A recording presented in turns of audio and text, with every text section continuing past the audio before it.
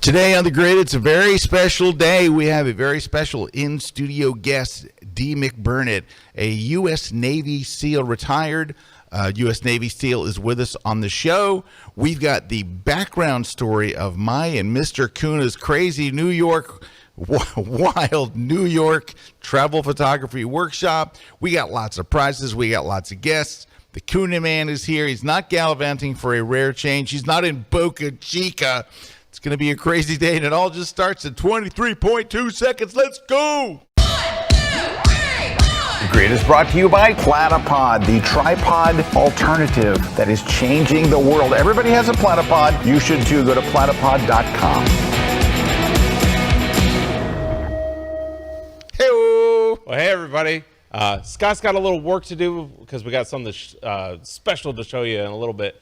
But before we get there, let's jump right in because we got a lot to cover on this show. Let's jump right in and talk about our prizes that we have for this week's show, because we always have way too many prizes. It takes way too long to announce them, so we're just going to jump right in. So, Way too long. It takes way too long. Thing, Platypod clamp. Really cool clamp that you can put onto your Platypod here, like a little magic arm or a clamp, like you get from Manfrotto. It's a great little mini super clamp is what it is. Great, like you see there, to attach to boards, reflectors, all different sorts of things. Then we'll also be giving away, speaking of, we were just traveling to New York City, travel photography book, Scott Kelby. You can get that over on Amazon.com. And then we're going to be giving away another book, the Light It, Shoot It, Retouch It book, again, by none other than Scott Kelby. What? You know, and I met somebody last night who said, how does Scott write these books so fast? They're really just amazed by how fast you write these books. It doesn't feel like it's going fast when I'm writing them, I can tell you. I'm telling you, for most people, it seems lightning speed. And we'll also be giving away a copy of On1 No Noise 2023. This is a great plugin for eliminating noise out of your photos. This is great not only if you have a modern camera that even has a little lower noise, but if you have an older camera or older photos that you're wanting to eliminate noise out of, it's really easy to just put it in there, put it in Lightroom or Photoshop, start up the plugin and wipe out that noise. Then we're going to be giving away a V-Flat from V-Flat World.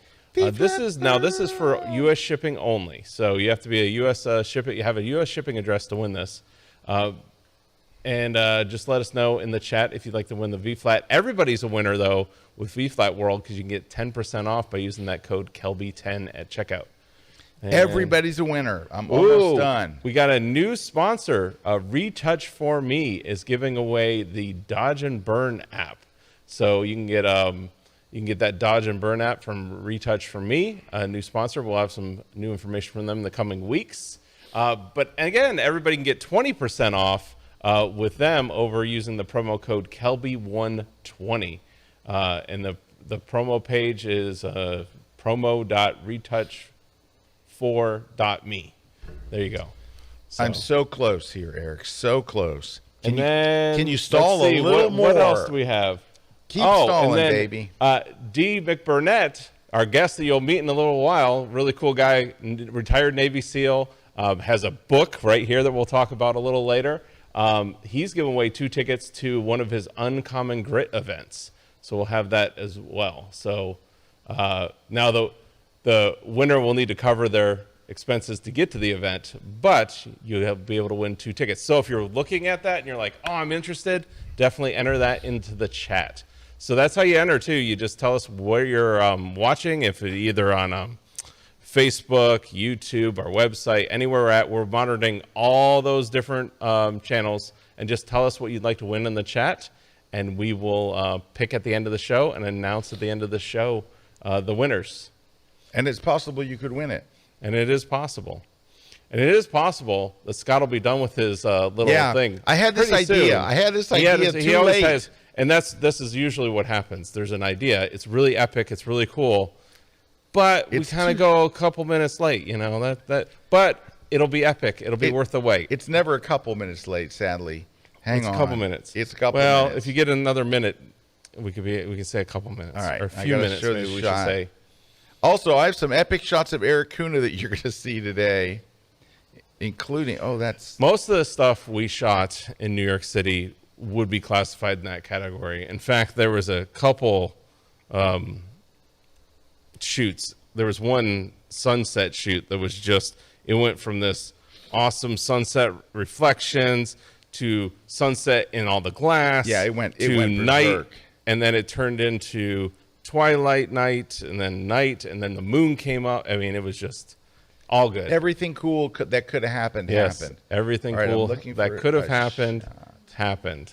There it is. Got a shot of Mr. Kuhn I have to share here. That's the Kuhn to James Dean. All right. I have the Kuhn to We're James so Dean close. shot. We're so close. So close. So close. So close. All right. I'm going to actually. Oh, I know. I got to do one more thing. Hey, What else do we have? did you already told him about the prizes and all right? I already told them Crap. about all the prizes. Oh, you know what? If you, well, we got people joining us all over. We got Deb joining us saying hi. We got John joining us from Wisconsin. Another Deb joining us from Southern California. Randy saying hi from Seffner, all the way in Seffner, right around the corner. Philip joining us from Newport News, Virginia. Andrew saying hi from the UK. So if you're in the chat, tell us where you're from. Again, tell us what you'd like to win. And make sure to share this show with your friends. You know, we always love to have more people join the show. Tune in if you're interested in the stuff. Just share on the Hey, what's Facebook. going on next week? Anything? Yeah, we got a big thing next week. We got the Lightroom conference coming Yes. May 16th Yes. and 17th. Yes. So there you go. You can sign up online. Go over to kelby1live.com.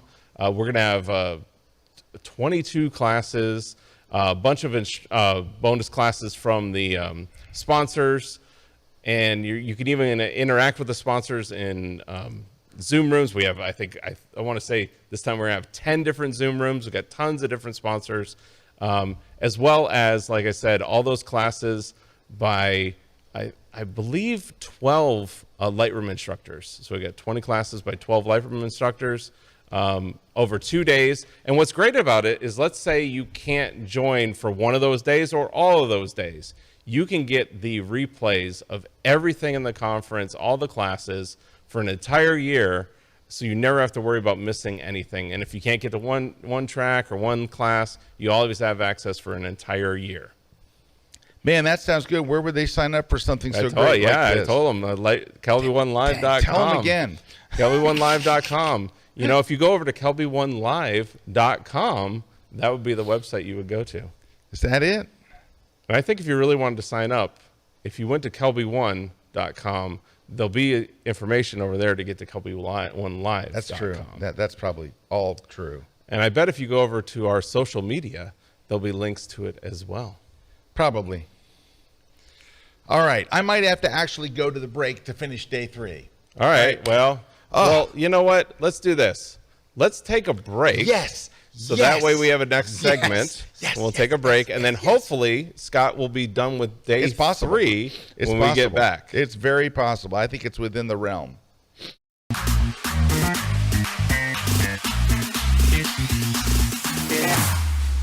Here we go now. Here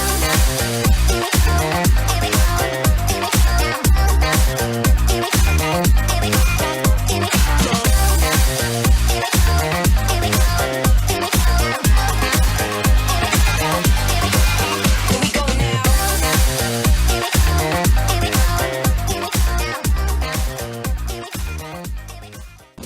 I don't have to tell you how great the camera is in your iPhone. It's really pretty amazing. And I know that a lot of people out there are really giving this a serious thought. Not only as their second camera, but often as their first camera.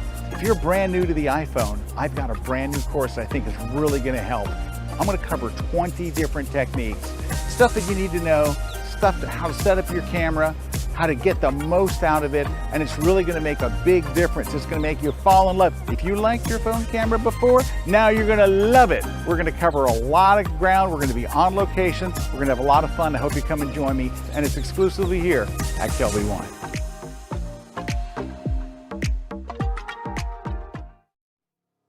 I am a portrait and wedding photographer based in Valencia, Spain. I do mainly commercial and editorial photography, and I retouch up to 100 photos a month.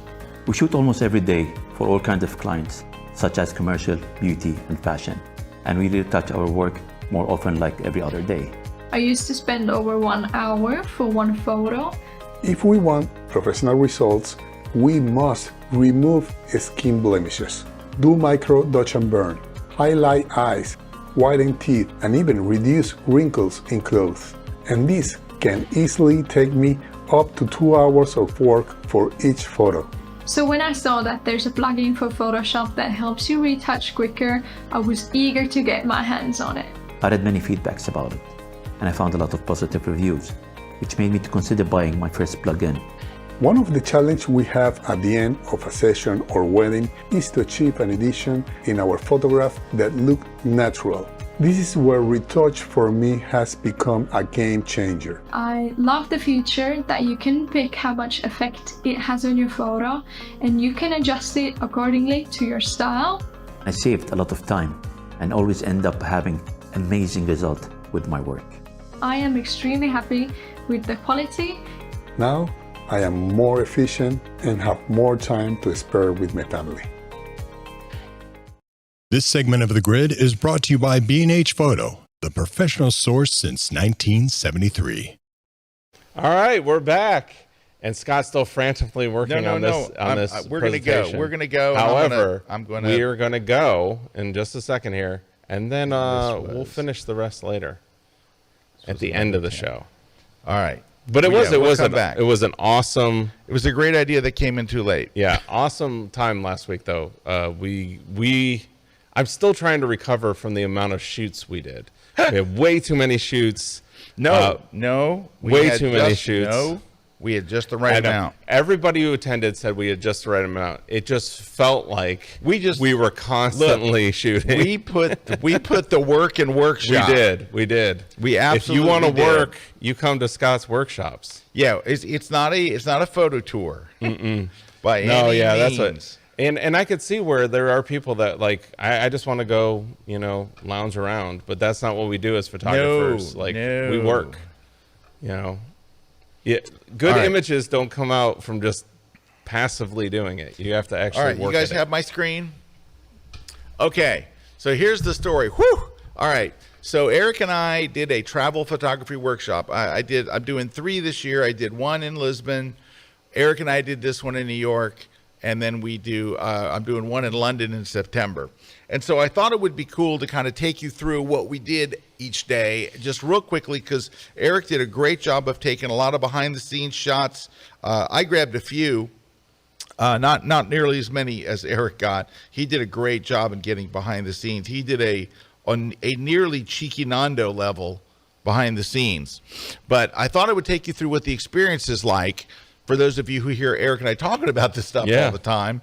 And we have some new ideas for new workshops. But in the meantime, I'm just going to take you through it as it happened. So opening night. So the night before the workshop starts, we all get together and have a dinner. It's kind of like the keynote for the for the event. And we went to Carmine's, one of my favorite restaurants in the whole wide world, on West 44th in New York City. We had an incredible dinner. So Carmine serves everything family style. So when you order spaghetti, they bring spaghetti for 4 or 5. These giant plates. Somebody even said, where do they get plates this size? That's They're true. giant. And we had desserts, and we had calamari, and we had pastas, and we had chickens and eggplants, and just everything you can imagine we had, including incredible desserts and wine, and it was a wonderful time. So this is us at the very end of the night. So if we should have taken a picture with all the plates out there. Yeah, it was ridiculous. You could barely fit all the plates on the table. So that's the night before, and we went for 3 hours at dinner. 3 solid hours. We had a reservation for 7. We didn't get out of there till after 10 because we're all laughing and telling stories, and we're meeting new people, and you're just hanging out. And it's kind of great because it's your first night and you sat with people, and it's really a great way to get together. All right. So then there's day 1. Day 1 starts early. The bus left our hotel every morning. We chartered a bus at 4:30 a.m. Left like it's pulling out at 4:30. And that's because that's the time you have to leave to get the shots. Yep, people. you have to leave that early to get in place well before dawn, get all your gear set up and ready to take the shots. We went to 3 different locations this first morning. Now, I will tell you that we chose some locations that were kind of obvious ones. It's the first day. We wanted to set everybody up for that, a kind of obvious shot. Hang on one second. Let me fix something real quick here. All right. So that's what we did. We went to 3 locations that are kind of famous, epic. This is a shot of us. This is Eric briefing everybody on the bus. So I'm in the front taking this picture. Eric's doing a quick briefing, like these are the settings and this is what we're going to do and here's where we're going and why. And so we went to 3 different locations. This was our 3rd location. This is our last location for the morning, where we got the Brooklyn Bridge and Manhattan skyline behind us. We're all doing long exposures. It was chilly. It was chilly. It was chilly. And in fact, somebody's not in this picture that got in the bus and just said, I didn't dress warm enough. They didn't take us seriously when they said it was going to be cold. Yeah, it was chilly. So we did that. And then before there, we went to another famous, iconic Brooklyn shot. But there's no Instagrammers. Eric, why are there no Instagrammers and people lined up in front of us? Because we were there at 5 o'clock in the morning, going on to 6. And then right as we're leaving, they all came out of the woodworks. Right when the light started getting bad, when it they gets all bad, started showing up. They all start showing up. Show up. They crawl out of the sewers and it's like that part of Thriller when they're coming out of the graves. Yeah, everywhere we went, we would be the only ones there. We would have the place to ourselves, and then as the light's leaving and we're packing up to go back and have breakfast, here come the photographers, right? And the Instagrammers. So that's a new thing that we have to deal with now. So it used to be you would have photographers that would get in your way. It's much more likely to have Instagrammers posing and doing the same pose 30 times. And then looking at it and going with their boyfriend and going, no, shoot it this way. They show up. No. They show up at the scene with a suitcase so they can do clothing changes and they can change their hats. And they have all the poses they're already ready to do their stuff. It's really, anyway. But what I wanted to do was, there's a couple of behind-the-scenes shots. We went to a 3rd location. It's the classic pylons shot with Wall Street and that whole area with the pylons and long exposure. And so what I'm going to do is we have an assignment that I give my students. I give them an assignment to pretend as if they are on a magazine assignment. They've been sent there by Condé Nast Traveler, or they've been sent there by Travel Magazine, or they've been sent there by somebody. And the assignment is they have to give me 20 images by Friday, and I will make magazine spreads out of their images. And the reason we do this is we went to 3 what we would call hero shot locations. 3 locations where you're going to get a really great, big, epic shot. And in a magazine, that would run in a 2-page spread or the opening of the magazine. But that's not just what runs in magazines. You have all kinds of other shots that help tell the story. It's not just, here's a stunning skyline of New York, here's a really cool bridge, here's a slice of pizza, here's a vendor, here's a sign, here's a taxi, here's a whatever, all these things that make up the city you're in this case, New York. So I'm going to show you some of their spreads because you're seeing behind the scenes images. I want you to see the image that they got. So this first one, this is from Paul, and that's in the magazine layout. You can see it's a 2-page spread, and you can see the long exposure in the water. And what a beautiful shot. Yeah. It was a beautiful morning. It was gorgeous. We had a great sky. We did long exposures. Out there at the right time. Out there at the right time. No other photographers there. None. Actually, 0. This shot, what was interesting is we showed up at the right time, and then there was about 3 other photographers that came just at the wrong time. Yeah, right as we just were leaving, at the wrong time. and kind of saw us all there, and they were like, uh-oh. But then they tried to get the shot too, but we were already leaving. Yep. All right. So we left there. Then we're off. Then we're back to the classroom. So now we're in the classroom, and we do lab time. Everybody gets to edit their photos. Then I do, and Eric does presentations on Photoshop and Lightroom and teaching all our techniques as they apply to travel photography. So we did that. After our class, now it's 12:30. Then we set up a food shoot. We went to a restaurant and had the restaurant actually cook and plate some beautiful dishes for us so that we could have the students shoot them. Now, we taught food photography first. In the classroom, I Yeah. went through a whole presentation on how to photograph food. And we went through the settings, we went through the lenses, we went through the different techniques, and then we had this restaurant plate up some beautiful plates of food so we could all go in and practice. And we did that for about maybe 20 minutes. And by that time, you know what it was time for after shooting food? It's time for lunch. So we take lunch and then a long break. Now, after that long break, we had another shoot. The bus pulls up, 5 o'clock. We head out well before sunset. And where we went was a really cool place. It's new. It's right next to, they tore down whatever was next to Grand Central Terminal.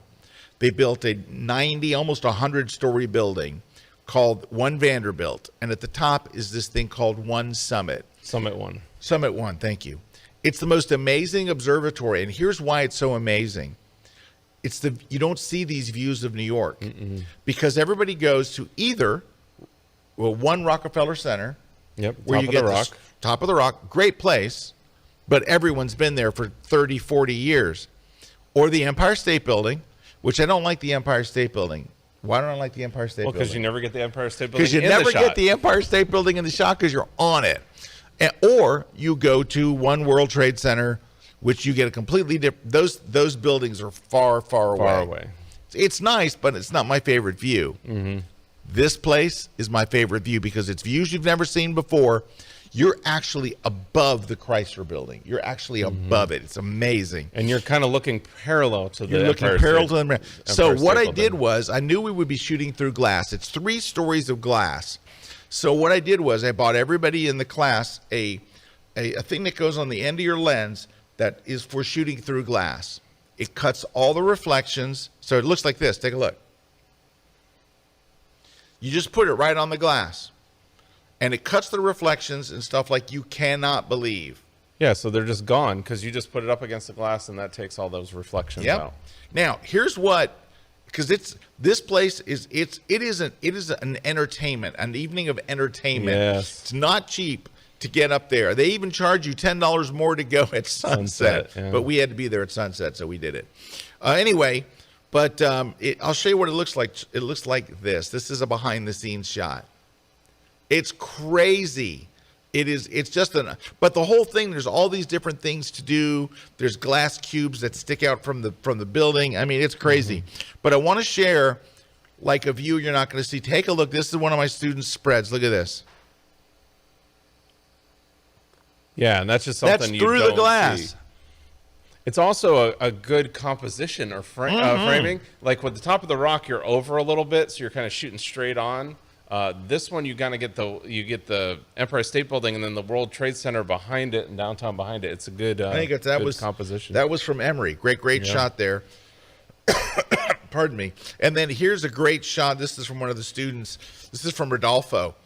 Look at that, looking so through cool. the floor. Isn't that crazy? Yeah. Yeah, I just love this place. It gave you so many different opportunities. Not only did you get the skyline, but you got all these elements of reflections and mirrors and different shapes of glass. It's crazy. Where you can That's get just different day things. one. Day two, we're back at it again, and we've got 2 dawn shooting locations. First one, we went over here to the Bethesda Terrace, which has this wonderful fountain at the end and this tile roof, and it really looks cool. In the day, there's 500 people there. It's just packed. At dawn, how many people are there? Just you. None. Just us. Now, I took a picture. This was taken during the middle of the day. This guy's always there. Excuse me. This guy's always there taking pictures. But I did that technique where you take a picture every 15 seconds and then you have Photoshop remove everybody. It didn't remove everybody, but it removed most everybody. And I had to do a little Photoshop cleanup, but that gives you an idea what it looks like in the day. Yeah, I would love for you to show them what it actually looked like with the people, because there's probably a good 50 people on Oh, there. yeah, right in that area. There's Probably hundreds 50. of people around the fountain and stuff. Yeah. But take a look at this shot. This one's from Vito, one of the students in the class. That was when we first got there, and I think black and white was a great choice for it. Now, this all happened before breakfast, because we actually went to another location. We went to another place in Central Park. By the way, you're thinking, Scott, is it dangerous to go to Central Park in complete darkness at 4:30 in the morning with $100,000 worth of collective camera gear? I'll tell you what, it isn't that hard when you have a cop with you. We hired a cop to be with us the whole time. So we had a police officer with us. So we felt pretty good. Anytime that we went to a dawn shoot that I thought was sketchy or could be potentially sketchy, I hired a cop. He was right there. And he had 4 frag grenades, and we were allowed to throw 2 of them at anybody we wanted. We would point at somebody, he would... It was great. Okay. Then we went back to breakfast. That's right. That was before breakfast. And then we went out on another shoot. Here's what we were able to do. One of the greatest cathedrals in the world happens to be in New York City. And no, it's not St. Patrick's Cathedral, which is very nice. This one's better. It's St. John the Divine. We were able to get them to let my entire work group in an hour before the public so we could set up tripods. We had the run of the place. We could go everywhere we wanted to. It was amazing. And everybody got great shots. Yep. You could use tripods, platypods, And whatever it's you huge. wanted. Yeah, platypods, tripods, whatever you want. They were so gracious. They were really, really nice about it. And I want to show you one of the spreads to give you an idea of why it's so important to get in there where there's nobody there, why you need this extra access. Look at this one from Stu. I mean, look at that. Yeah. That's just beautiful. Mm-hmm. So anyway, that's from one of my students, a very good photographer. All right, then we drive back to the classroom, and then we do another location shoot. This one was even harder to pull off. You've probably heard of the Oculus, which is a $4 billion train station designed by Santiago Calatrava, who is an amazing, very famous artist. I shot his train station in Lisbon a few weeks ago. And then here he did this thing called the Oculus at World Trade Center. It is an amazing train station, but if you take out a tripod in there, they have snipers that will take you out from different points. You're instantly dead. It is forbidden at a level that is staggering. However, I was able to get the director of the Port Authority who runs that area to give us special permission for 1 hour to bring in the group and set up tripods.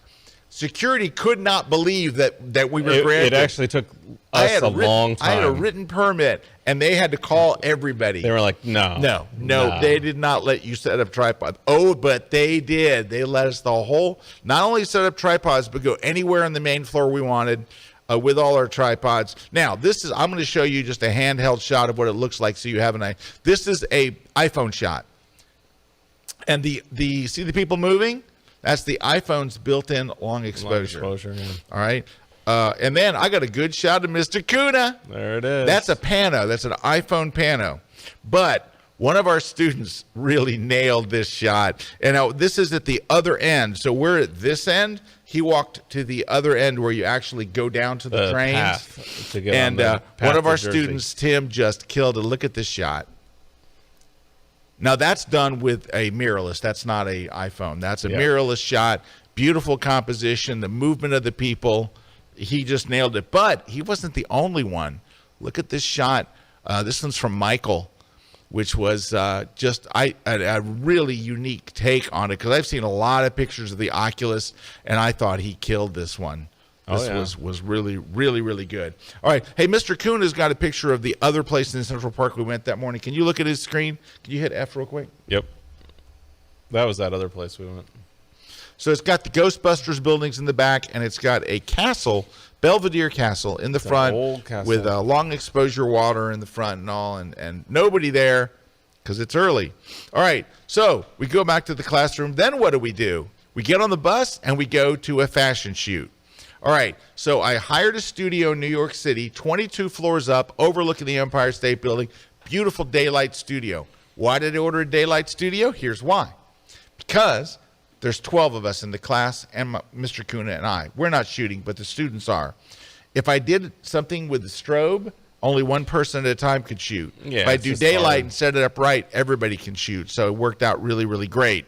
So now, I needed a great model, and I needed a stylist to provide all the fashion and the accessories and everything else. If you need a great model in New York, who do you call? I'd probably call Lindsay Adler. I called Lindsay Adler, and Lindsay's helped me out before when I needed a great model. And Lindsay's like, call her, call this stylist. She gave me 3 different models, and we had a wonderful model. She was just fantastic to work with. The students loved her. She loved them. Yeah. It was great. Here's the behind the scenes real quick of us shooting.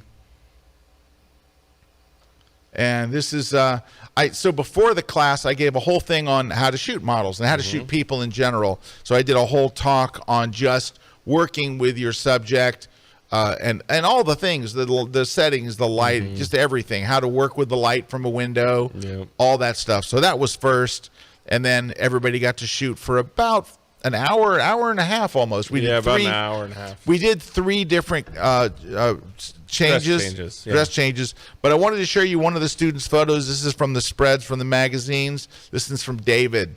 Look at that great shot. Yeah. Right? Most of these folks had never shot a model before, had never shot people before, and they killed it. They absolutely killed it. Okay, Nicole wants to know, what's the name of that tool to cut the glare in the glass? It's called like a lens hood, but it's not a lens hood. It's no. I'll tell you what it is. Give me 2 seconds. I got it right lens here. Skirt is another name of it. You can find it here. Hold on 1 second. Let me just go to my orders. I mean, I have one for my iPhone as well. Yeah, he's got a little tiny one. When I'm flying or something at the window, you could just put it right over it.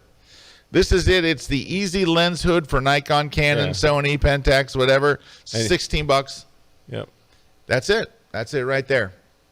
$16. All right. Matthew asked the same question. Tina wants to know, what's the 15-second thing to remove people? So, Tina, you're standing in front of a room full of people moving everywhere. You hold the camera to your eye, and you take a shot. Click, and you wait 15 seconds. You do it again, click, and you do it again, click, and you wait 15 seconds, click, click, click, click. You do 10 or 12 or 15 of them. So, Tina, the thing is, as long as people are moving, they'll all disappear. Photoshop will take them out. And if you want to go read about exactly how to do this, go to my blog, scottkelby.com.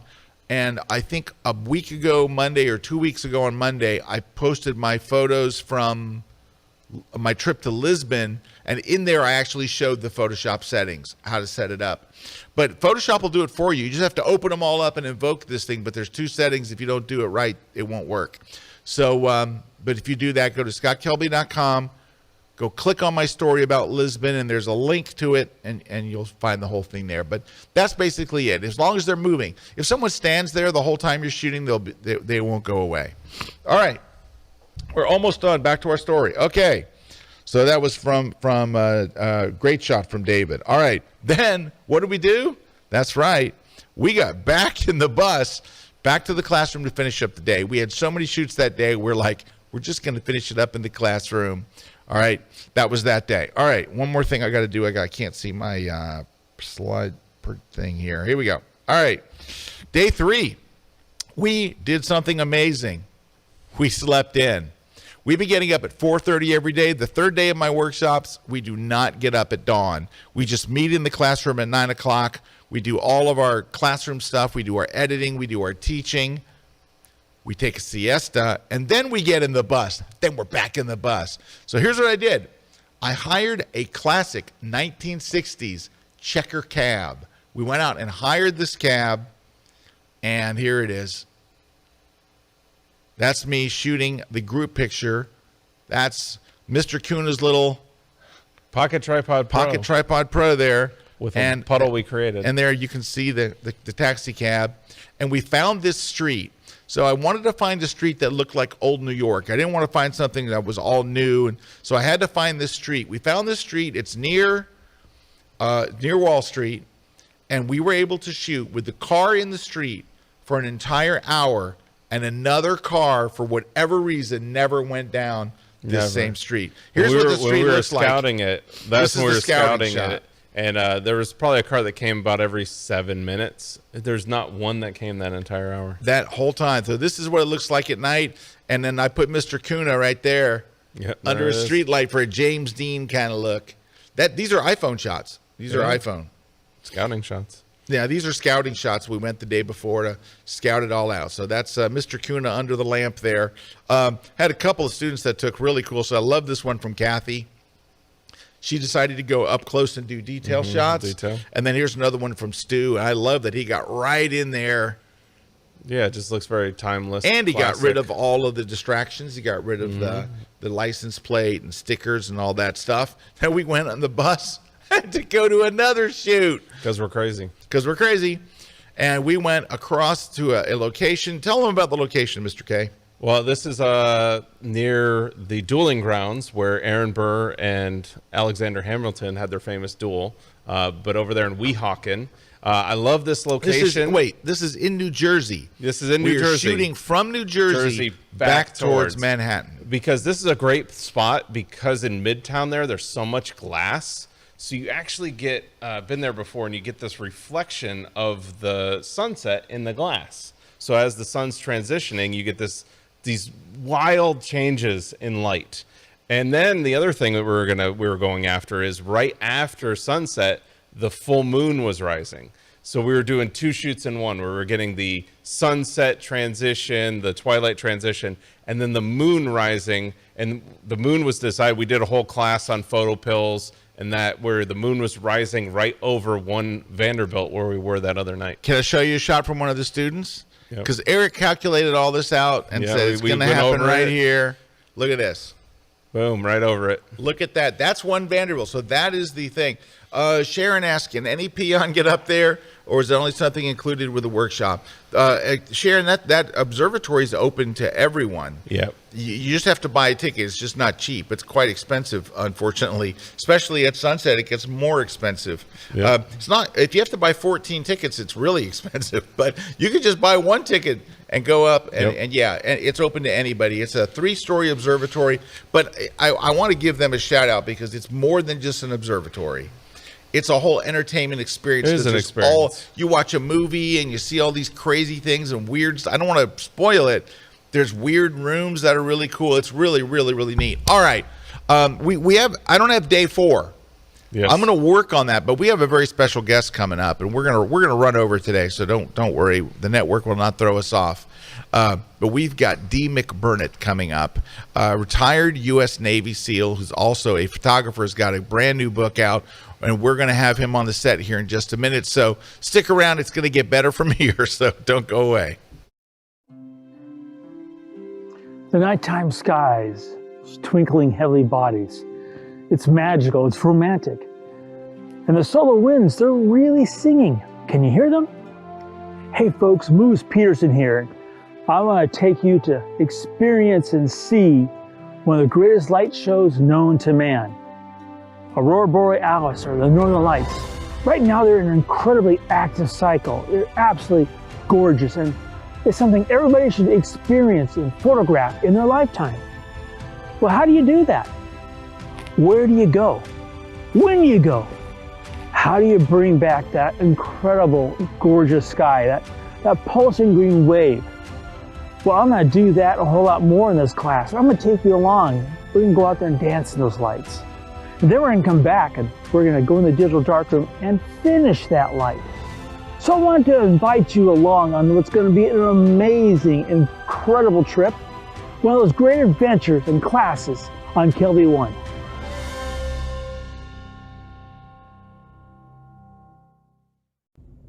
Hey guys, I'm Tuvi, and I'm going to show you 2 really cool products that we at VFlat World sell. So the first one is our Duo boards, which are double-sided, hyper-realistic backdrops for food and product photographers. They come in 2 sizes. This is the larger side.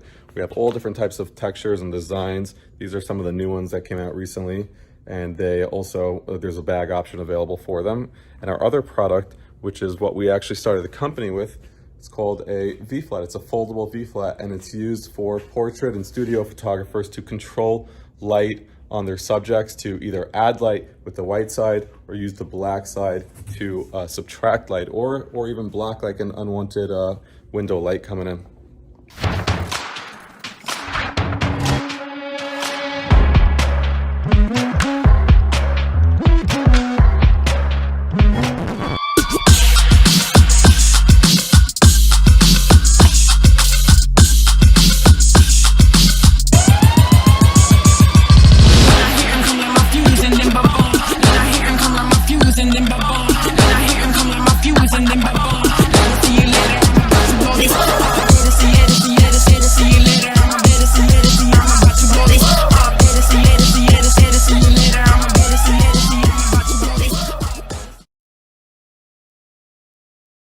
This segment of The Grid is brought to you by Canon. Hey, we're back. Mr. Kuna? Yes, we're back, and we have a special in-studio guest. I think Juan might have to step in for a second and help out because I think we had a malfunction. If you want to go up on me, I can talk. I can talk about this, Jason. And scroll back up on the very top on the comments. Yeah, because I think we had a malfunction. This happens sometimes. It's live, people. Can you scroll up on the comments over there? Oh, there's good. none. It says none. Okay. Oh, yeah. So anyways, we have a special in-studio guest. D. Mick Burnett joined us. He is a retired Navy SEAL. Actually, well, look at that. We got the microphone fixed. So, all right, there we go. Well, and Navy actually, SEALs break shit. your nickname is McB, right?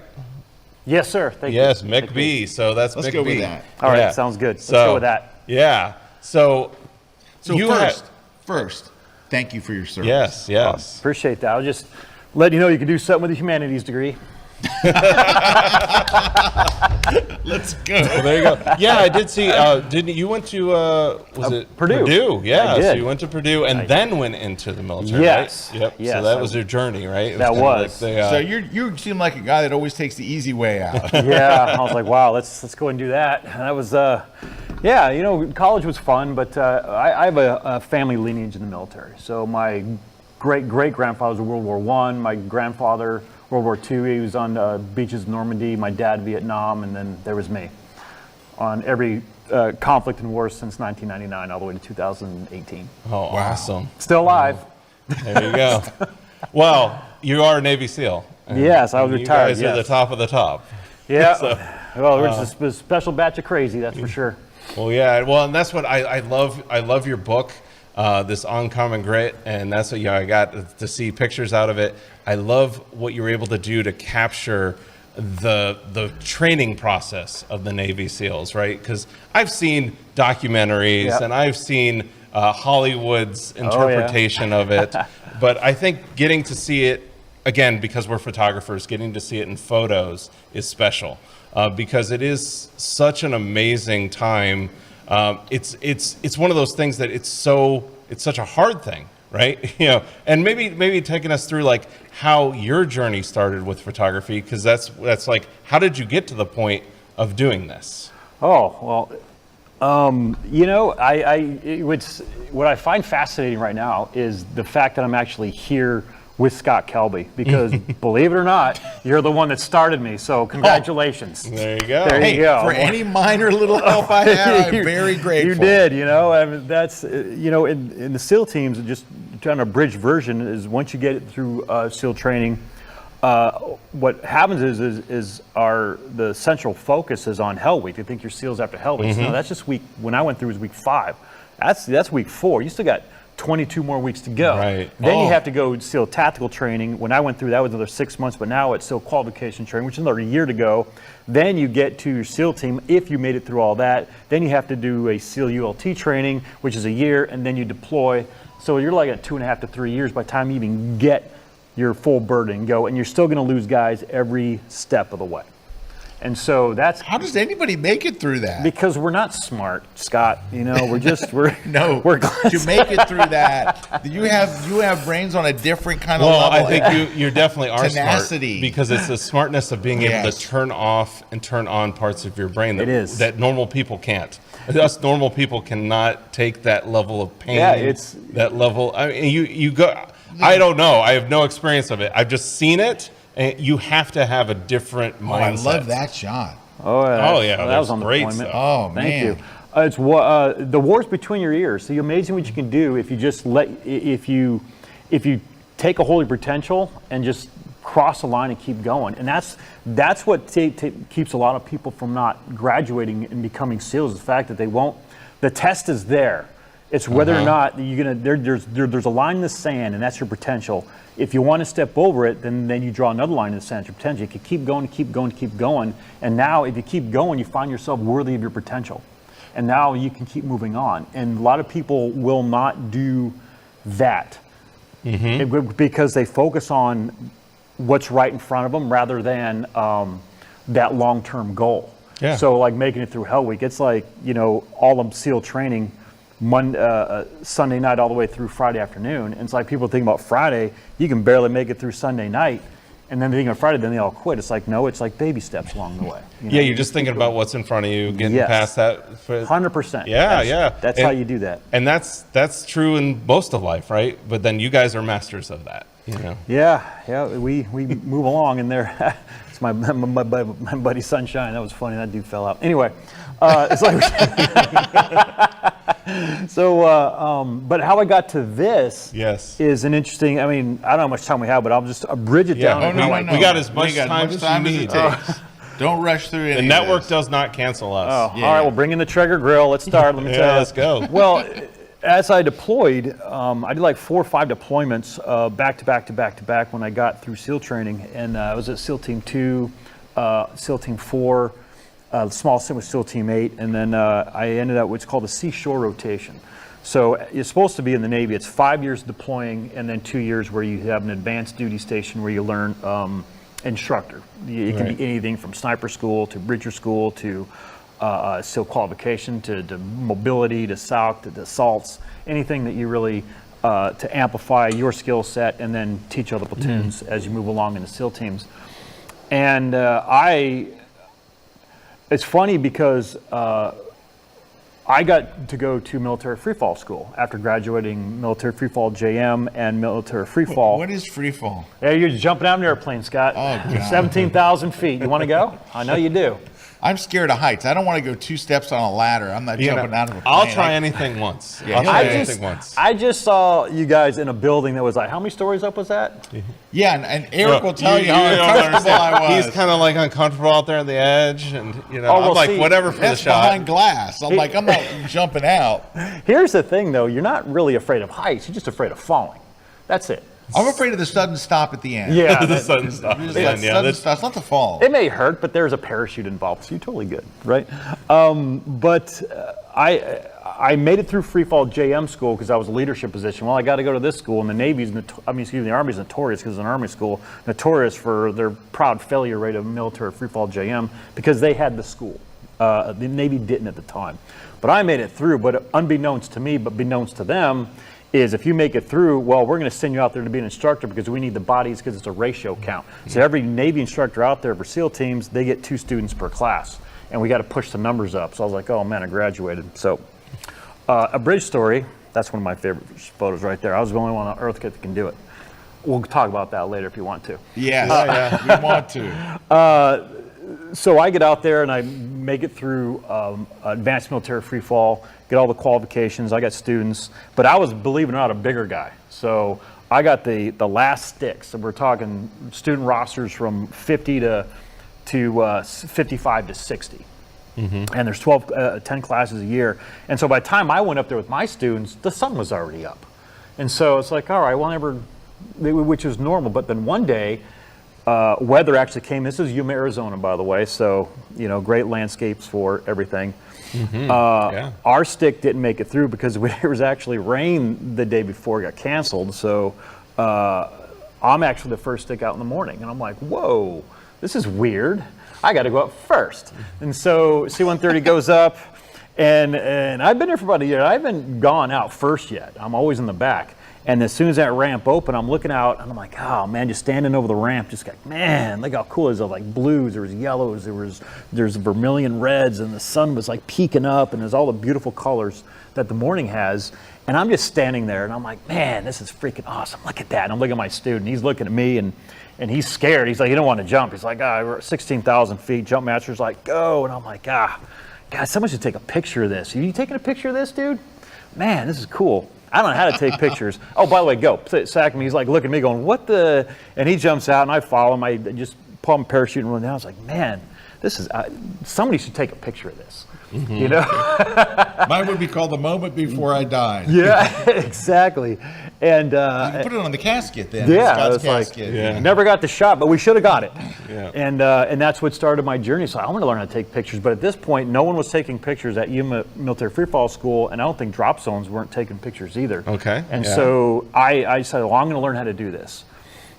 And that's when the journey started. So Okay, at that time, yeah. I was unhappily married with children and in the military, so that means I was broke. So I didn't have a lot of money. So I cheated a little bit. I'm like, I got to learn how to do this. So I Googled how to take a picture, like photography, and then photography, then darkroom stuff showed up, and then digital photography showed up, and that was kind of like I know that SEAL teams are getting into the SOTVS kits, starting to get into the digital photography mode. I think the Canon 510D, I believe, was when it was in our kits that nobody knew how to use. So they just stayed in there. It's like it's expensive, and we're SEALs. So when we got issued it, it's like, is it heavy? Yes, and it's expensive. Don't break it. Put it down. So that's pretty much because we're going to break everything. And I just started learning. I would go. I would actually. My kids would go to the kids section. My two daughters would go to the kids section of Barnes and Noble, and they would read the kids. And I would go over to the digital photography section and pull out books, and I would read, and I'd take notes out of my dive log, from SEAL Team 2. And like, okay, exposure. No, I don't know what that is. I'm writing it down. I put it back. So I didn't buy it at first, Scott, but I did later, okay? So I did that, but I ended up buying the first book I bought was your book, actually. It was a small little pocket book, Guide to Digital Photography. Yeah. Fun. It was fun to read, easy to read, and that was the thing. So, I got a college degree, doesn't mean you're smart. And then I started reading, it's like, this is the one I can relate to. This is one I'm going to get. And so I bought it. And then just started learning, but then he kept on referencing Photoshop, and I'm like, "What the hell is that? What's this Photoshop What thing? is this? That?" It's like, great, and I got to Google that, and Photoshop, and then I find out it's a whole program how to edit your photos that you just taken, and I'm like, well, now I got to learn two things. I was like, maybe do I really want to make this shot? But then I had it in my head I wanted to make it because once you see that ramp go down, and the sun's right there, and you're going to jump out. There's nothing like that, and that I can and you want to capture that for people to enjoy. Yeah, I get it. And the fact that the amount of human beings that actually see that are very, very little. Yeah, so I'm like, okay, that's kind of what it looks like. Yeah. And that was actually an accidental shot, but I'm like, my stuff went off, and I'm like, that's my buddy Jason Swart. Do you know that they do air-to-air shoots like this, right? Where they lower the ramp in the back, and I've never done an air-to-air shoot because I'm too scared. Even though I wouldn't jump out, and I'm not even asked to be jumped out, and you would be strapped in. I'm tethered to the inside. I will not go. Well, if you want to go, Scott, I will make sure you're nice and safe, and it'll be fun. Trust me. You don't have enough harnesses. I'm telling you, you don't probably have don't. enough harnesses. You couldn't get them on the plane to actually when that thing came in take the off. back, I would be in the fetal position on the floor. You just Scott, Scott, you okay down there? Now I will say this: I don't know if this happens to you. Well, this doesn't happen to you. You're Navy SEAL. Does this happen to you? Where when you're nervous, when I put my eye to the viewfinder, it kind of goes away because I'm looking. Oh no, that's what I was saying. When I'm photographing, it's amazing. My wife talks about that. It's amazing what you can do when you are photographing something. Because there's things I can't do. Are you scared of anything? Spiders? Something? Give me something. Oh, I'm roaches. Well, there is a sense of fearlessness. Yeah, snipers will get you. But after a while, you turn the fear will always be there. But one of the biggest things you learn as a SEAL is you make sure you take emotion out of it. Okay, you're there if you have to, because if you don't, then you're going to get the guys around you killed.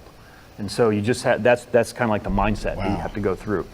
And we say it a lot. It's like, because once you start getting emotionally involved with things, then what happens? Then you're like then your mind goes in different directions. And so like drown proofing, like that one right there, it's like people are scared to death. You're looking at 10 foot of water, your hands and feet are tied behind your back. You throw yourselves in, and then you got to actively participate in saving your own life. You can either panic. Oh, that was. I love that shot. That's a great shot. Thank you. Yeah. People are like, what are you in? Are you in some sort of POW camp? It's like, no, it's SEAL training. But that's how we evolve as SEALs. It's that mental toughness and be able to do things that you normally can't do. Yeah, it's pushing your body to the limits. No, and not to mention the fact there's bullets flying over your head too. Have you ever thought of bribing the guy that ties the knot in your feet? Like, hey, $20. I was good in the water, but as I was instructor, man, your buddy does it for you. So if you two are drown proofing, he would tie your hands and feet together, make sure the knot was nice and tight, and then we'd throw you in. So. Wow. But but that evolution it's all it is relaxing. That's it, because you gotta look at it this way. I'm pretty sure you've probably done enough of photo shoots where where that perfect light is coming up, and you're telling your students, like, hey, and don't panic, it's right here. Now's the time to get the shot. And so, what has panicking ever solved? It's like nothing. So work the problem.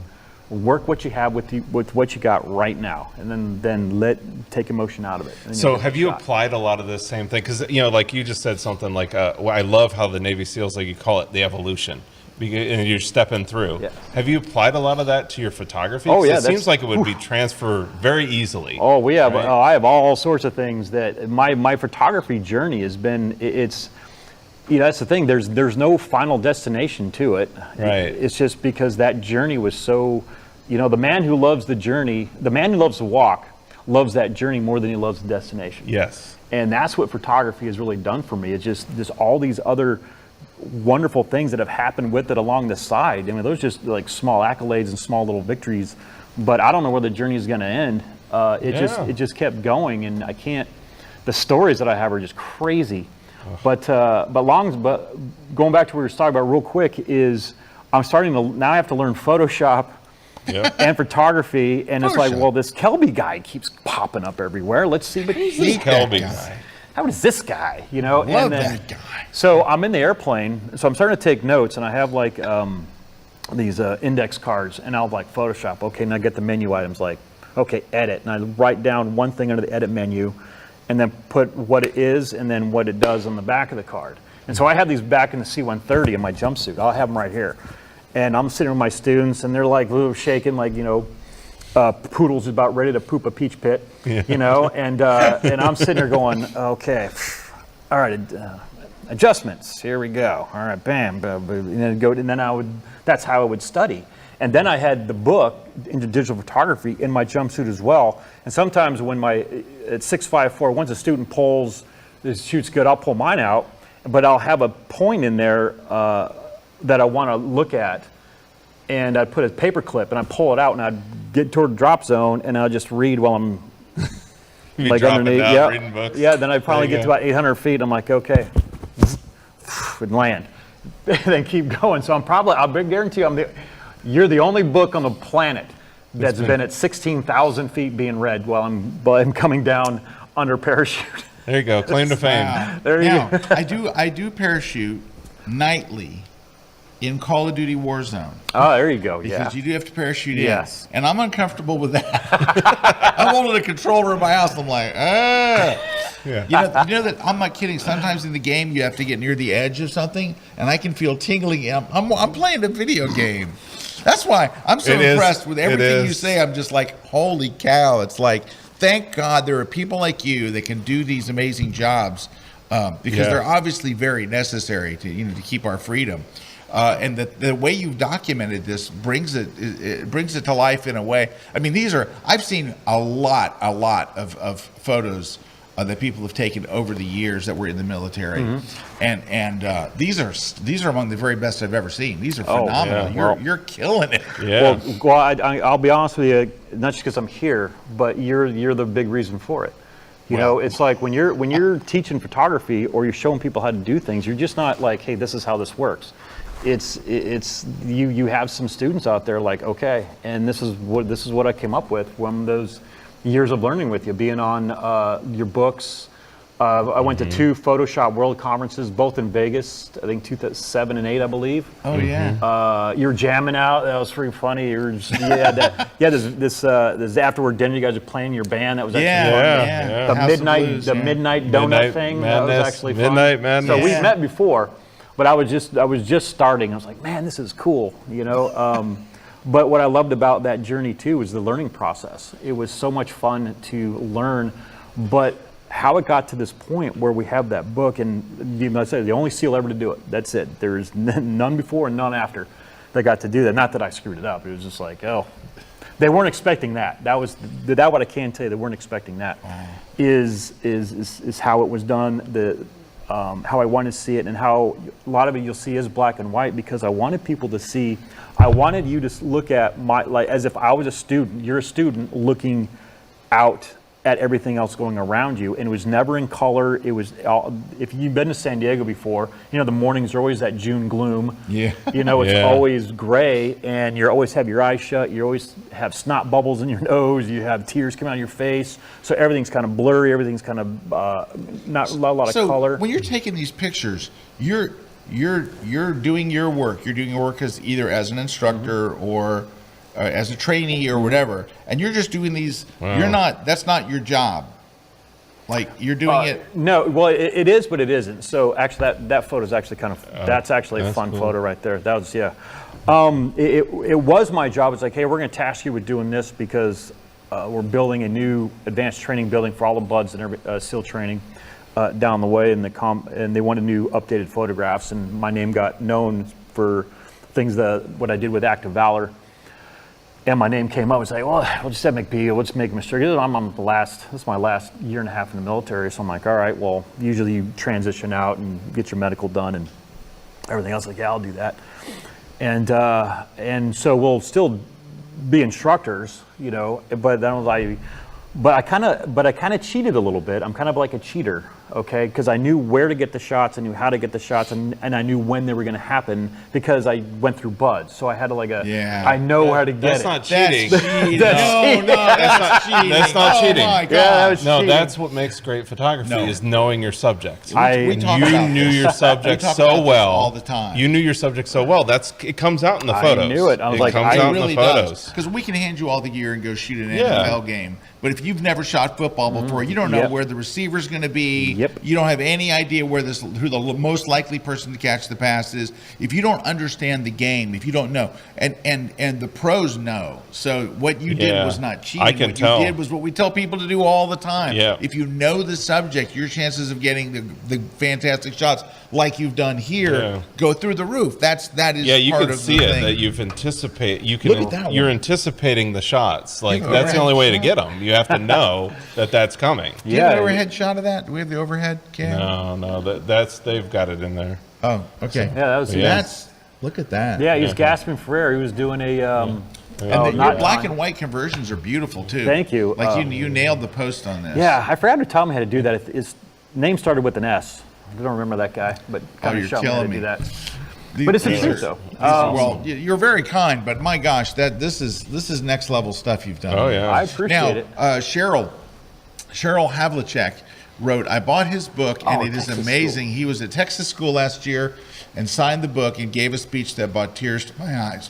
Excuse me, brought tears to my eyes. God bless you and thank you. Oh, thank you, Cheryl. Thanks for that comment, Cheryl. That was fun. That was the first time I ever got to talk about the rabbit hole of photography that I went down, and it's almost the stories that I have through photography I can't make up. It's like this is crazy. And so yeah, there was the shot right there. Yeah, because he was actually doing a knot tying. So we want to tie a knot. You know, tie knots are easy. This is how you practice. This is how you learn to deal with panic and not to get emotional. It's like the best way to teach people how not to panic is take the air source away. So let's see how you're going to do that. And you get down, you go 15 feet. You have procedure, tie the knot, give okay. We give okay back. Okay, untie it and come up. So sometimes the students get a little froggy and they want, I can do all 5 knots. And I'm like, all right, bro, go. He goes down, I'll just sit there and watch and go down with the fins. And it's like, oh boy, yeah, he's already doing the funky chicken. Okay, yep, you're good. And I'm going to come up. So I bolt because I know my cameras, that was a 5D Mark II in the Aquatica housing. And I knew as soon as he comes up, he's going to be gasping. So I had the camera sighted. Here we go. As soon as he come up, there we go. Go. Well, That's it. knowing your subject. That's it. That's knowing your subject. That's why it's very important. It's super important to do that. It's but like when you're doing like the parachute, like how are you taking those pictures? Like the parachute ones? So we kind of had it invented as I was going along because there wasn't any books on it or anything else. You just had to figure it out. So the helmets that we had our video, like HC96 was our videos that we took the 8 millimeters, or what are they called, the little DV ones. Yep. And but the top, sometimes people have 2 cameras, and so you drill it, get it on your camera on the top, and then in the sky, as photography started to develop, it was called a bite switch. So the bite switch went to your shutter release, but it was inside your helmet. So I was always going to Home Depot and just drilling holes and getting it how I can get it correctly into the side, and then that's how you bite down. And so you bite down. That was a shutter. Wow. But beforehand, you had to get a shutter release, and then you had to get it all. You had to fuse it all together to make sure it was up here. Then you had to get a longer wire down, so you had to fuse those together and had to go all the way down in your jumpsuit. And it was like here you had to do this, and so but you still had to be able to manipulate your student and fly at the same time. And so I just kind of like I had it right here. If I needed a shot, then I'd do this. And of course, when I was skydiving, also there's basically 3 exposures when you're jumping out of an airplane. Number one, if you're looking in, it just looks like this, so it's like a 1.4. And then as you transition out, you have the suns, and then it's like an f/22, and then you go down to like it's like a 5.4. But you have all that in one shot. You can't do manual, and you can't do AV. So I set mine on like 600 on TV, and that's how I would do all my shots. But Canon at that time with this camera that I had shutter exposure compensation. And so if you put the button all the way to the on, the top, you had on, then you had, I call it the really on button. You had on and on, really on. Now you're really on now. And then you can do that. When I bit down, it did the shutter half down, and now I can do the exposure compensation, so I can do the roll dial and go to exposure down to exposure. Yeah, wow. So I was literally say, oh, we're going to a cloud, bite down, open it up, and then fly around and do it while it's in the air. The bite thing wouldn't work for me because I would bite it once and I would clench my teeth and I would never take a second shot. You'd just be ripping them the whole time. You'd feel that buffer. We got to take a short break. Don't go away. We'll be right back. There's lots more to come. Holy cow. Hey everyone, Rick Salmon here. I am so excited about my latest Kelby One class. It's on action photography. Now in this class, I'm going to show you how to photograph birds in flight, horses jumping, BMX bikers flying through the air with the greatest of ease, and dogs running at top speed.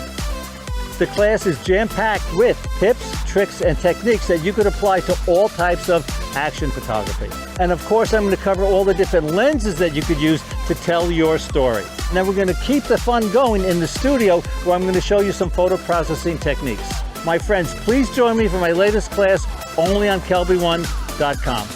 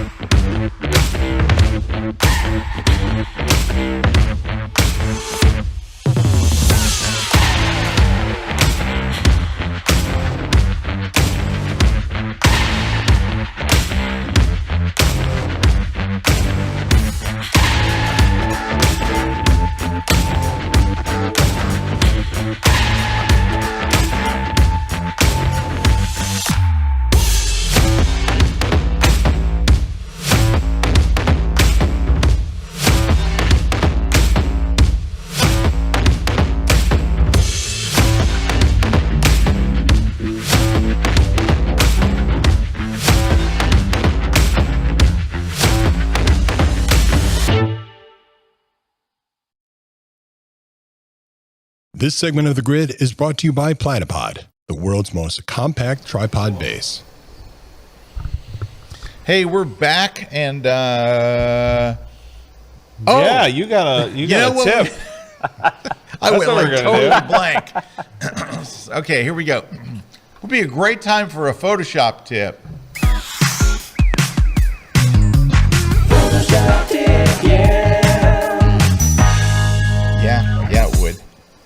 Hi, got a Photoshop tip for you. It's partially Lightroom and partially Photoshop, so we're going to count it as both because we're already over by 10 minutes. So here's what we're going to do. So this is a technique that I showed my students that I talked to about in class, and I'm going to show you here. So this is I'm going to reset this to the raw photo. So this is the Chrysler Building, and we shot it from that One Summit? The Summit One. Summit One. Thank you, Eric.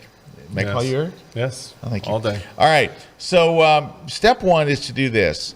You're going to go in here, and you're going to make the sky super blue.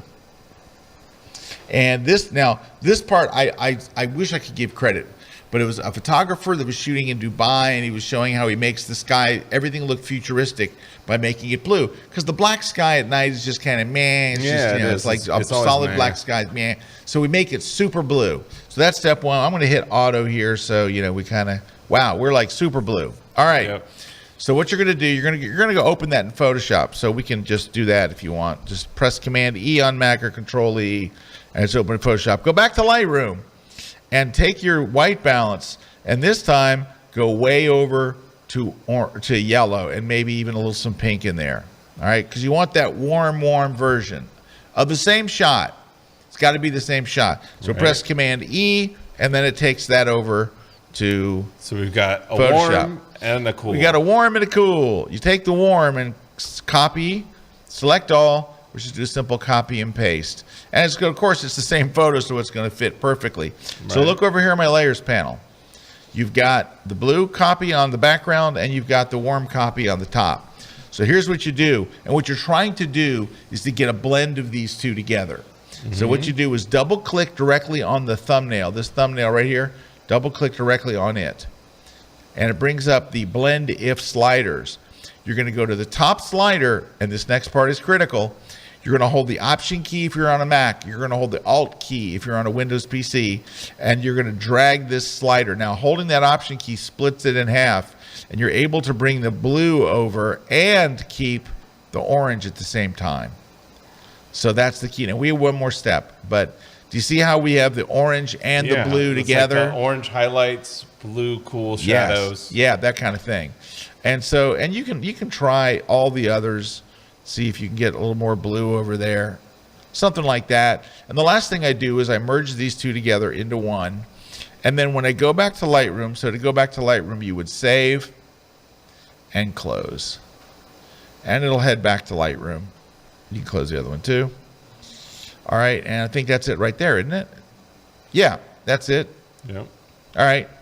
So then I go and I pump up those oranges a little more by going to the HSL color, and I go to saturation. I just increase the oranges and the yellows.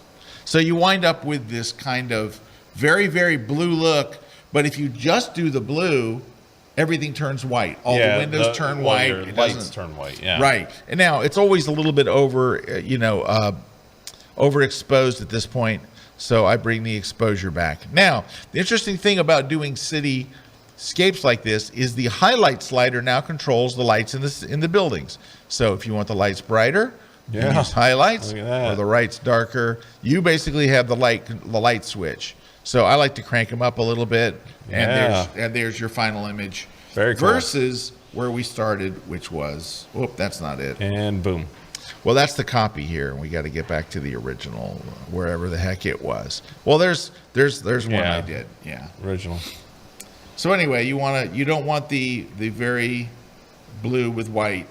You don't want that. You want the mixture of the two, so you have both. Yeah, that's awesome. I think that's my final image so that I made for myself. Photoshop and Lightroom tip all in one.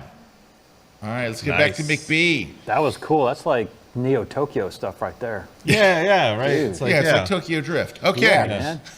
So that's for folks shooting cityscapes. Now, we were talking about this photo. Can we show it here real quick? Oh, that photo. Yeah, that's the purple smoke. That was. So this is a fashion shoot? Yeah. That photo is actually one of my first ones when I got tasked with the project. Hell Week just happened to be breaking out at the time where it was going up, but that's like last day of Hell Week. I'm talking these guys. Can you explain what Hell Week is for folks who don't know what Hell Week is? Okay, for folks who don't know what Hell Week is. All right, this is it's that accumulating week that it's kind of sensationalized with media, movies, video games, ever about Navy SEALs. A lot of people think that Hell Week is like, oh, they're Navy SEAls after that, right? It's like, nah, you just started, bro. But the first phase is physical conditioning phase, and basically the whole phase is designed to get rid of you. That's it. It's like, we want to see if you're mentally tough enough to push yourself to the extreme. And if you can do that, then now we're going to take you, and after Hell Week, now you're a student. So Hell Week is basically 5.5 days of evolution after evolution after evolution. It doesn't stop. The only time you get sleep is maybe on Wednesday. You get a couple hours. But for the most part, if your boat crew actually wins a race or does something good in Hell Week, you get 5 minutes, and then you just like, you fall asleep and you wake back up, and then you keep going. That's about all you get, and it goes. And it's just like a full day of SEAL training, but it goes day and night, day and night. But by the time you get there, your class has been reduced by 50% anyway. And that's all. I mean, a lot of it's just the cold. People just can't handle the cold.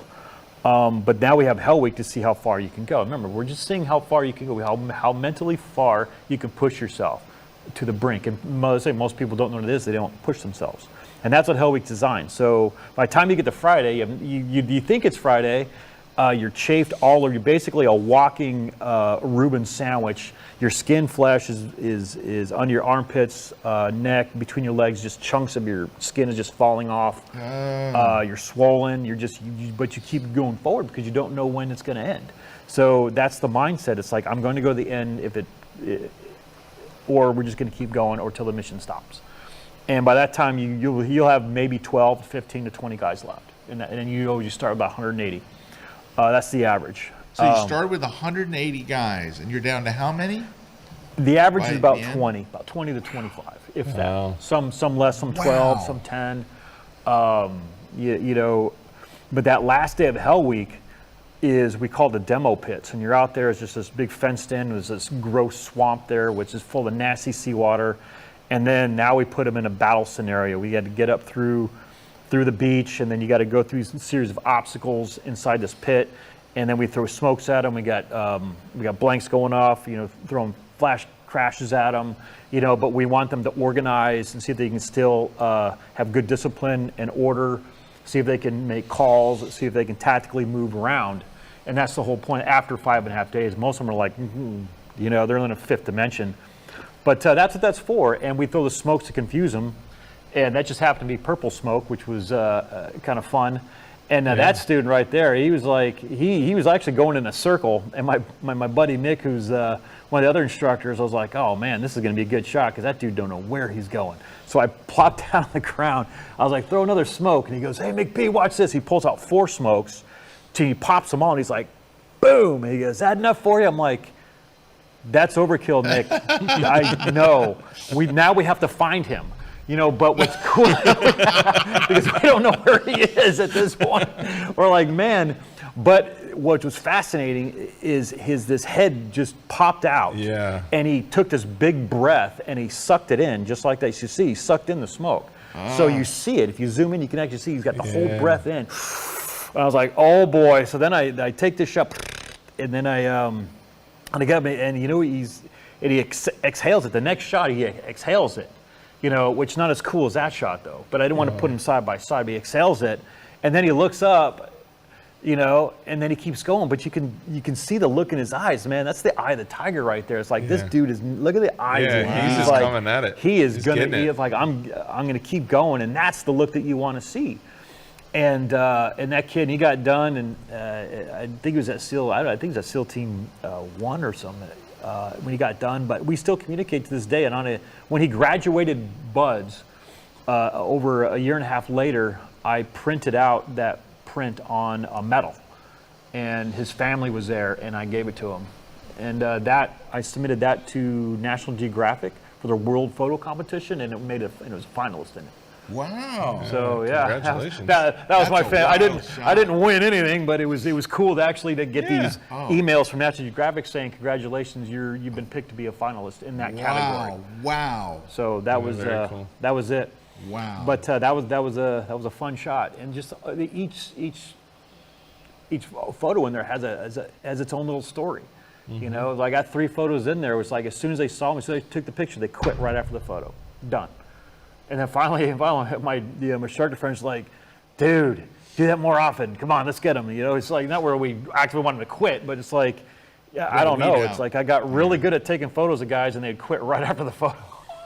It's like, oops. They just wanted a photo to show that, hey, look, I was trained. I was there. I was there. I was trained as a Navy SEAL. See, you could say that, right? Yeah, you can if say you washed that. out, you can say, I was Yeah, trained I was as a there. Navy SEAL. There's a photo of it. And then they say, were you a Navy SEAL? Then you can say, what's that over there? Kind of Smoke. Yeah. Frag out. But it's all good, man. That was it's been a phenomenal journey, Wow. and the things after that happened. You know, just we're just, you can't script it, but you have to keep evolving when it comes to photography. You got to keep evolving. I wouldn't want to say pushing yourself. People always say, I just want to push myself. It's like, or I just want to prove to myself. And it's like, you don't want to prove yourself. You want to keep improving yourself. That's what you want to do. Don't just prove to yourself. Keep improving and move on and evolve. And that was actually my all-time favorite photo right there of everyone that I've ever taken. Because that kid right there he's a good kid, but if you look at the background, the Constantine wire, that looks like he's in a POW camp, and you're always wet in SEAL training. You're always waterlogged. You're always cold. You're always shivering. And this one, it would just happen. He's got that look. Where do I go next to that? Just that one drop of water. The one drop of water right there. I was like, this is a cool freaking shot. You know, and it was an accidental shot too, because I just happened to be getting my camera going because I wanted to get a good looking up, and I just started hitting it by accident as he was coming out, and that was one of the ones I was like, whoa, there it is. All right, this has inspired me. So here's what I'm going to do. I have a workshop coming up in September in London. I'm going to call it Hell Week. There you go. And here's what we're going to do. Like, let's just say that the buffet opens at 8 in the morning. I'm not letting them go till 8:30. There you go. And I'm going to make them all sit there and look at the buffet. It's going to be stuff like Hell Week. Yes. Very, very close. Well, you know what is, I'll sign up for that, and then I'll be like a sidekick, and I'll make sure that whatever rules you put in place, I'll enforce. Oh, ouch. Yes, there you go. I got a feeling you're pretty good at enforcing rules. I got a feeling. All right, we're going to take a very short pause. We're going to come back. We're going to talk about where to get this book, where you can get your copy, and where you can learn more. So stick around for that. We're going to wrap up also with our Day 4 coverage here in a minute. But we'll be right back. Don't go away. You're going to want to know where to get the book. Hey everyone, Rick Salmon here. I am so excited about my latest Kelby One class. It's on action photography. Now in this class, I'm going to show you how to photograph birds in flight, horses jumping, BMX bikers flying through the air with the greatest of ease, and dogs running at top speed. The class is jam-packed with tips, tricks, and techniques that you could apply to all types of action photography. And of course, I'm going to cover all the different lenses that you could use to tell your story. Now we're going to keep the fun going in the studio, where I'm going to show you some photo processing techniques. My friends, please join me for my latest class only on KelbyOne.com.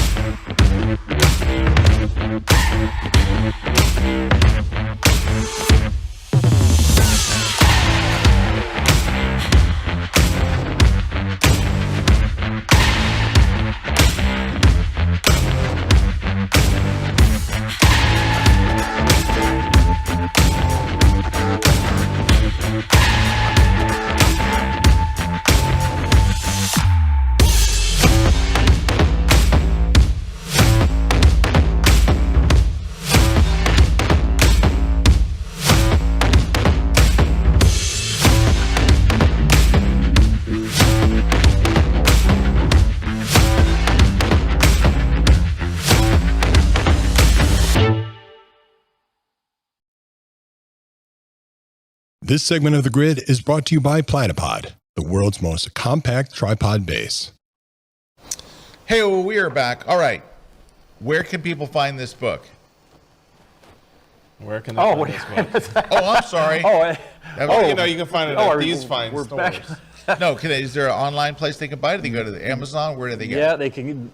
We prefer them to go to my website, dmcburnett.com, www.dmcburnett.com, because it's a little bit more expensive, I'll be honest with you there, but I'll sign it. I'll sign whatever you guys want me to say. When people tell me to say the weirdest stuff. But portions of all that go to my charity, which is Uncommon Grit Foundation, which we take care of the first responders, firefighters, police officers, military, families that have lost their lives. And so what we try to do is give back, and that's what it's all about. So one of the biggest things we learn in the SEAL teams is take care of those that took care of you. And so that's how we like to do go over that. there then and buy it from the website. Buy it there. Yes, yeah, and that's always been never underestimate yourself, never question what you can do. And they can see your images there. They can see the images. They can see how cool I was at one time. You know. Look at you in the tux, though. I know. Let me try to. Clean up nice there. Yeah, just raise it. I'm a big fundraiser for charities. That one was Fools of Honor. For me, Uncommon Grit Foundation. I work with John Daly and his foundation, Heart of the Lion, which helps military and first responders as well. And so I'm a big advocate of taking care of those who lost their lives for us, because if we didn't have them, then we couldn't be here today. Mm-hmm. And so portions go to that. And it was such an honor to be able to do the book, that it was so successful that I created charity Uncommon Grit Foundation to do that, and that's where all the proceeds go. So if you do want to buy the book, definitely go to my website and get it, because now you're making a difference, and then of course I get to sign them for you and put plus my sign in Amazon's already got enough money. Oh my God! So yeah. go over there. They've got a few extra bucks. So go to this site and get it there. Oh, yeah. And you're on social media? I am. My Instagram is McTeams3842. Well, that's easy. That's easy. All right, McTeams. MCTEAMS. 3842. Now, what's the significance of 3842? That's what Instagram assigned me for some reason. That is significant. It was kind of fun, because it was, back then Instagram. I know you brought it. The Instagrammers were out there, and I'm like, oh boy, that's a new term. Now, I don't know that term, but I do. When I started Instagram with my buddy Rob O'Neill, he started it. And Rob was the one that actually killed Bin Laden. He was one of my best friends. We actually went to Buds together. We did about 3 or 4 platoons together. Still dear friends this day. And he goes, you got to do this Instagram. It's perfect for your photos. And now it's a lot of just reels and fun things like that I do with the charity events. Yeah, that's it. I just changed my my logo on there. But the Buds photos are at the bottom. A lot of them are reels and funny stuff. A lot of 80s stuff, a lot of music. I put songs of the day on there for like 80s retro. It's just a fun site to have. It's just because Instagram's evolving into like things. Just. Are you on Twitter? I am not on Twitter. Good, you're doing the right thing. All right. I love it. I don't love Twitter. I use Twitter. I have to, but I don't love it. It's what Twitter's where people go to rant. If you're upset, as long that's as where you go. as long as you filter it, I love it. Yes. Yeah, I've had to filter a lot of people. Yes. People that are friends of mine, they go in there and they start going off and cussing, and they're all upset about something. My Twitter is photography and space. That's mine's photography and Eric Kuna.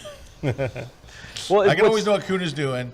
Look on. Well, what's interesting about the social media, it's like I think they started out with the right concept, but Twitter, it's like unless you're in the universe I look at, it's like that's if you wanted to talk to celebrities or people that you looked up to or people of influence, that's where they went, and then they were human beings. It humanized them because they actually put a sentence there. You didn't have to go to Entertainment Tonight to see what they're going to say. Right. Well, then everyone got on there, and then you're right. Then it turned into a hate feed almost. It's like as human beings. I'm like, I'll give $1. Do that. I'll give $1 if someone says something positive on this right now, and like nothing. So I got rid of it. Yeah, you did the right thing. Well, it's like we talk about people love to complain and whine. Mm-hmm. We always say, if you stand out in front of Walmart and you're handing out $100 bills, how long before someone goes, oh man, where am I going to break $100? Don't you Can have you give me 520s? 520s? Like, it's just human nature. Yeah. All right, but also, there's another good side of human nature. the side where you give. Let's give stuff away. How you like that, yes. that segue, Yes. wasn't that? Right? Yes, and we have tons of prizes we're giving away. Let's see what we got. What the winners are here. Look at So that. we got Renee Glazers winning the On One No Noise. Then we got David Frederick from Rio Ranch, New Mexico, winning Rio Rancho, Mexico, winning the V Flats. Then we've got David Schoen from San Antonio, winning the Platypod clamps, and then Jeannie winning the Uncommon Grit tickets. So there you go. And then Bill C. from Denver winning the Light It, Shoot It, Retouch It book. I love that book. Graham Pace winning the Dodge and Burn app. And then Algenlass, I'm thinking that's right. Algenlass is winning Scott's travel photography book. So just email us over at gridprize@kelby1.com and we'll verify information, and do that by this Friday if you're That's watching. Grid Prize, one word, at kelby1.com. We'll verify you that you are you. Yep. And all that. And we are we. All that. And all that good stuff. All right, what else? Oh, I'm going to show you day 4, which is very short. After all that, I was like a minute from being done. I have day 4 for you, but Mr. Kuna has a picture. I do want to show you a couple things. We talked about that great light, but I didn't really have a shot to show you. This one's from Scott, not me. This was Scott, who's in my class. Super nice guy. Yeah, so you see how the sunset gets reflected in the buildings, but then you have twilight behind the buildings. It's an interesting spot. It really is. Very, very interesting. That's taken from New Jersey. So, and you know, everything good is in New Jersey, so it's really just very lucky. That's why they call it the Garden State. I wanted to show this picture earlier, and I didn't. Remember when Mr. Kuna had the iPhone down in the water on that little stand? How did I take this shot? On my Apple Watch. Apple Watch has you can see a preview, you can see a countdown, so you can reposition and do things that you want to do. We got that reflection shot. Move it a little this way, move it a little that way. Yep, that's actually taken from, I hit the little white thing and it takes the shot wirelessly. So that was kind of cool. All right, day 4, we started off very early. Back in the bus, everybody.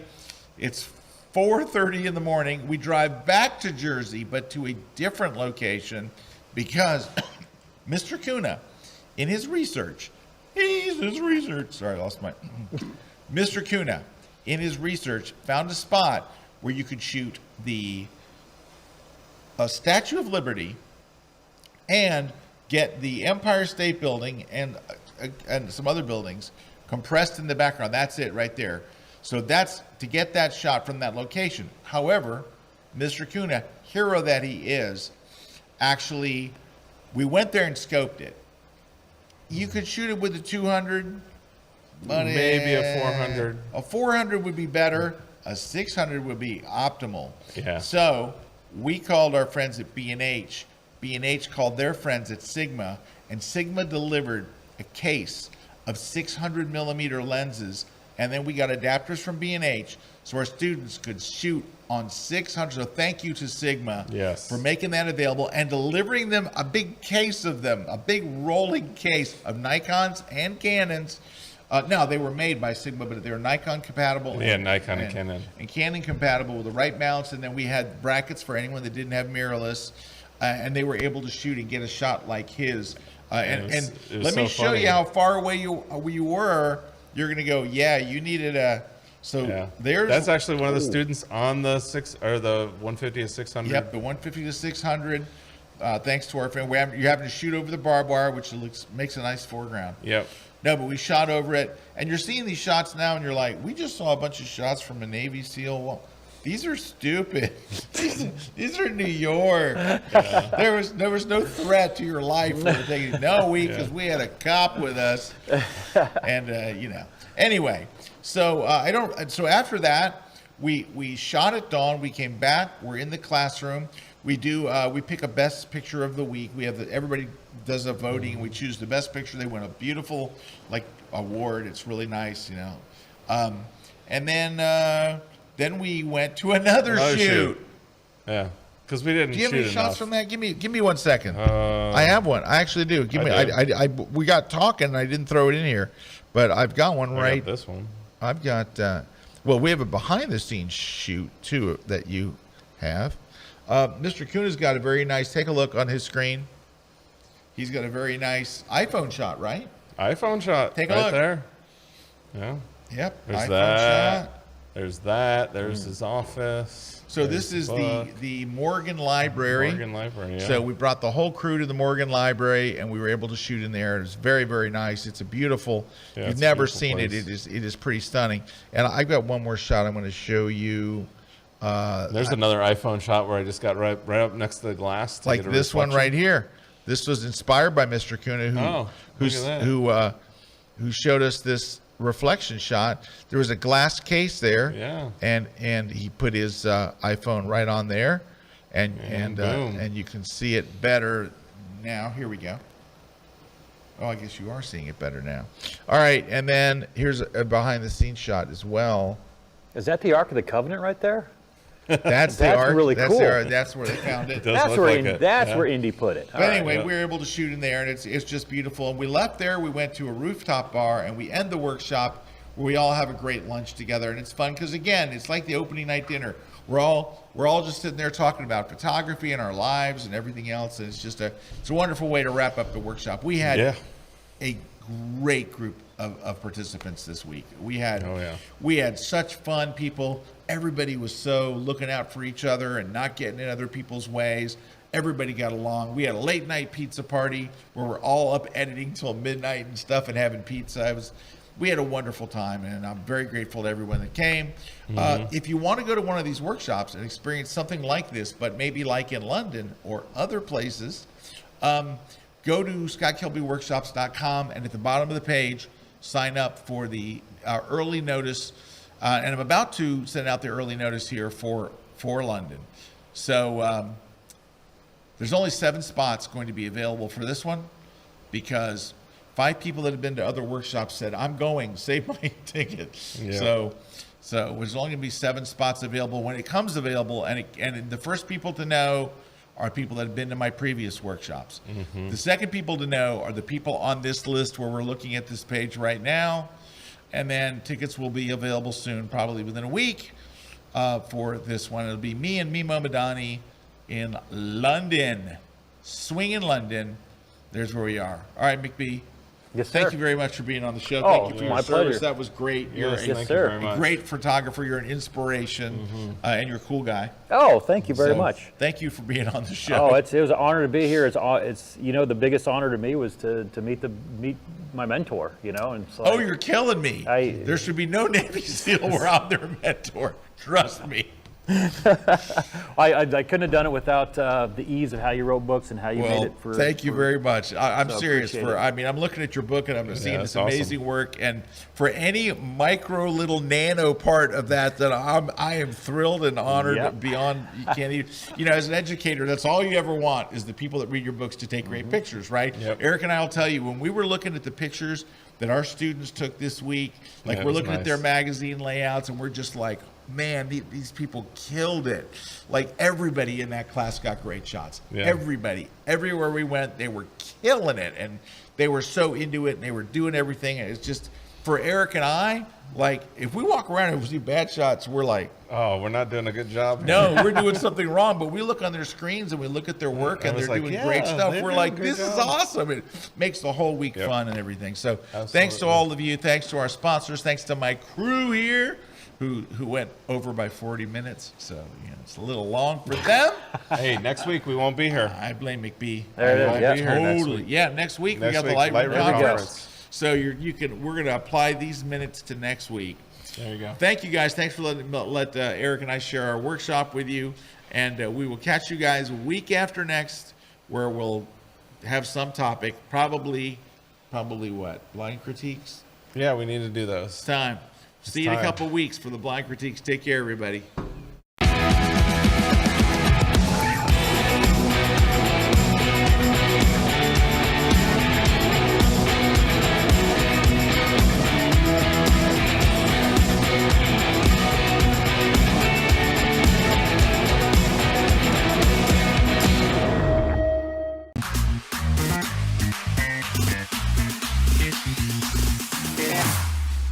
Here we go now.